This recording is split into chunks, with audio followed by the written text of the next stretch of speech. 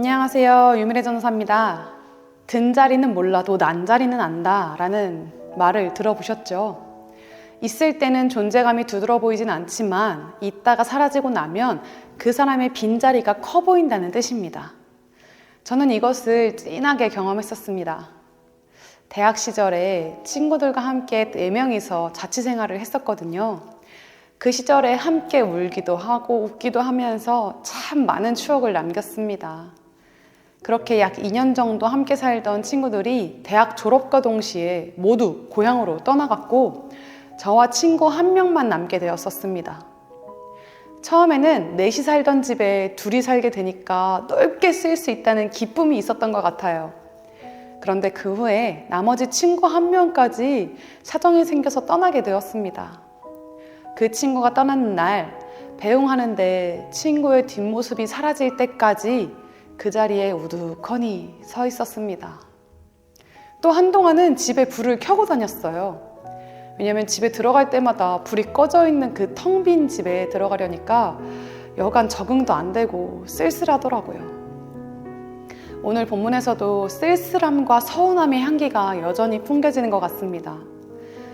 예수님과 제자들은 오랜 시간 동안 동고동락했습니다. 이들은 모든 것을 버려두고 예수님을 따라다녔죠. 예수님의 삶을 두 눈으로 직접 보고 가르침을 듣고 때로는 혼나기도 하고 때로는 칭찬받기도 하면서 예수님 곁에 머물렀습니다. 이들은 예수님으로 말미암아 삶의 의미를 찾았을 것입니다. 그만큼 예수님을 많이 의지할 수밖에 없었겠죠. 그러던 어느 날 예수님께서 물을 떠다가 제자들의 발을 씻기십니다. 이후 함께 식사를 시작하셨고 제자들에게 자신은 이제 곧 떠날 거라고 말씀하셨습니다. 모두 이별을 경험해 보셨을 것입니다. 내가 원하던 원하지 않던 이별은 누구에게나 찾아옵니다. 내가 소중하게 여겼던 것을 잃어버릴 때의 아픔은 참 고통스럽습니다. 현실을 부정하기도 하고 넋을 놔버리기도 하고 몇 날 며칠을 눈물로 지새우기도 합니다. 그 빈자리가 주는 공허함과 상실감은 쉽게 회복되지 않죠. 정신적인 스트레스와 마음의 절망감이 이루 말할 수 없이 크게 찾아옵니다. 제자들이 이런 마음이었을 것입니다. 당연히 예수님과 평생을 함께 할 줄 알았는데 아마 삶의 의미를 잃어버리는 듯 했을지도 모르겠습니다. 그런데 예수님께서는 제자들을 결코 혼자 두지 않으십니다. 황망해하며 절망과 근심에 빠진 제자들을 끝까지 책임지시는 분입니다. 본문 26절, 27절 말씀입니다. 그러나 내 아버지께서 나의 이름으로 보내실 진리의 성령이신 보혜사께서 너희에게 모든 것을 가르치시며 내가 너희에게 말한 모든 것을 생각나게 하실 것이다. 내가 너희에게 평안을 남긴다. 곧 나의 평안을 너희에게 준다. 내가 너희에게 주는 평안은 세상이 주는 것과 같지 않다. 너희는 마음에 근심하지도 말고 두려워하지도 마라. 먼저 계속해서 제자들이 가야 할 길을 인도하실 분, 예수님의 모든 가르침을 생각나게 하실 분이신 성령님을 보내주십니다. 성령님께서는 제자들로 하여금 그동안 예수님의 가르침의 참뜻을 다시 깨닫게 하실 것이며 혼란과 절망 가운데 있는 심령을 일으켜 세우실 것입니다. 또 여기서 끝이 아닙니다. 예수님께서는 제자들에게 평안을 주시겠다고 말씀하셨습니다. 세상에서 얻을 수 없는 평안입니다. 세상이 주는 것들은 좋아 보일 수 있습니다. 그러나 아주 잠시뿐입니다. 곧 그것들로 인해 걱정과 근심, 분노와 다툼이 생기게 됩니다. 그러나 예수님께서 주시는 평안은 다릅니다. 혼란스러운 세상 속에서도 하늘을 주목하여 알 수 없는 담대함이 솟아오르게 합니다. 예수님이 떠나가심으로 이들의 삶의 의미가 사라지는 것이 결코 아닙니다. 성령님과 동행함으로 평안함으로 말미암아 완성되는 것이죠. 우리도 마찬가지입니다. 예수님을 모르는 이들은 세상에 곧 사라질 것들을 소유하는 것을 목표로 두며 인정, 성공, 돈, 명예, 자랑 등의 의미 없는 것들을 쫓아가기 바쁩니다. 물론 그것들이 주는 기쁨도 있습니다. 그러나 그 끝은 공허와 갈등, 욕심과 투쟁뿐입니다. 예수님을 만나면 많은 것들이 달라집니다. 세상의 것들을 소유하지 않고서도 올바른 삶의 목적과 방향을 깨닫게 되니 의미 있는 삶을 살아가는 존재로 변화되죠.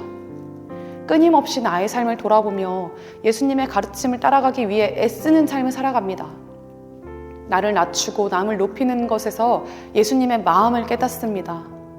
내가 먼저 손을 내밀고 허용해주고 끝까지 품어주면서 나를 품어주신 예수님의 사랑을 발견합니다. 세상 사람들이 향하는 방향과는 반대 방향으로 전진하며 살아가면서 예수님과 하나 된 기쁨을 누리기죠. 그러나 때로 우리 삶에 찾아오는 시련과 고통 또 고난 앞에 낙심하여 예수님의 살아계심이 느껴지지 않고 보여지지 않을 때도 참 많습니다. 세상에 아무도 나를 알아주지 않는 것만 같고 내 편이 정말 하나도 없는 것처럼 쓸쓸하게 느껴질 때도 있습니다. 누군가를 원망은 해야 속이 풀리는 것 같고 앞으로 그 어떤 것도 기쁘지 않는 삶의 의미가 없어진 듯한 우울감을 경험하기도 합니다. 그러나 반드시 기억하십시오. 예수님은 우리를 절대 혼자 두지 않으십니다. 우리가 기도할 바를 알지 못할 때 말할 수 없는 탄식으로 우리를 위하여 기도하는 분이 계십니다. 우리 안에 계신 성령님께서는 우리가 가야 할 길과 해야 할 일을 깨닫게 하시는 분입니다. 우리에게 찾아오는 삶의 시련, 고통, 고난 앞에 다시 일어설 수 있는 힘을 부어주십니다. 예수님의 마음을 그대로 가지고 계신 성령님께서는 우리의 마음을 충분히 공감하시고 위로하시는 분입니다. 붙잡을 것 없고 의지할 것 없는 이 세상에서 믿을 구석이 되어주시는 것이죠. 저는 오늘 본문을 묵상하는데 머릿속에 오래된 드라마의 명대사가 자꾸만 떠올랐습니다. 드라마 다모의 명대사죠. 아프냐? 나도 아프다. 남자 주인공이 여자 주인공의 상처를 치료하면서 나온 대사입니다. 신중하고 과묵한 남자 주인공이 할 수 있었던 최대치의 사랑 표현이라고 합니다. 우리가 삶의 여러 문제들로 다쳐서 아파하면 예수님께서도 아파하십니다. 그리고 성령님께서 평안을 허락하시는 그 최대치의 사랑 표현으로 우리를 위로하십니다. 우리를 위해 모든 물과 피를 쏟으신 예수님께서는 우리가 절망과 근심과 두려움으로 삶의 의미를 잃어버리는 것을 그냥 두지 못하십니다. 예수님께서는 앞으로 우리가 당할 모든 일들, 우리가 걸어가야 할 모든 길을 알고 계십니다. 지금 우리가 걷고 있는 이 길이 가시밭길처럼 보일지라도 그 길을 함께 동행하시고 앞장서시는 주님이 있음을 보기를 소망합니다. 제자들이 앞으로 당할 일들을 모른 척하지 않으시고 성령님과 평안을 보내주시겠노라 약속하시며 단단하게 안내하시고 가르치셨듯 우리에게도 동일하게 하나님의 뜻을 가르치실 것입니다. 우리가 늘 성령 충만함으로 살아가는 이유가 바로 여기에 있습니다. 성령 충만한 삶은 우리로 하여금 어떤 고통과 고난이 찾아올지라도 담대하게 버텨낼 수 있게 합니다. 성령 충만한 삶은 우리를 향한 주님의 마음을 깨닫게 합니다. 우리를 내버려 두지 않으시고 끝까지 우리 인생을 책임져 주시는 주님께서는 우리가 혼자가 아님을 발견하기를 원하십니다. 바라기는 저와 성도님들 모두가 성령 충만함으로써 세상에 줄 수 없는 평안 가운데 거하기를 원합니다. 밀려오는 불안과 걱정, 근심에 넘어질지라도 예수님을 붙잡고 다시 일어서서 담대하게 하루하루를 살아가시기를 축복합니다. 우리의 처음과 끝을 다 아시는 주님께서 우리를 결코 내버려 두지 않으실 줄 믿고 우리를 책임져 주시는 주님께 오늘도 모든 삶을 내어드리는 하루로 살아내시기를 소망합니다. 기도하겠습니다. 주님, 우리의 모든 고통을 다 아시고 피할 길을 이미 준비하신 주님의 마음을 깨닫습니다. 우리의 시선이 땅을 향하여 절망에만 초점을 맞추지 않게 하시고 오직 선하신 주님의 마음에 초점을 맞추며 주님 붙잡고 일어서게 하여 주옵소서.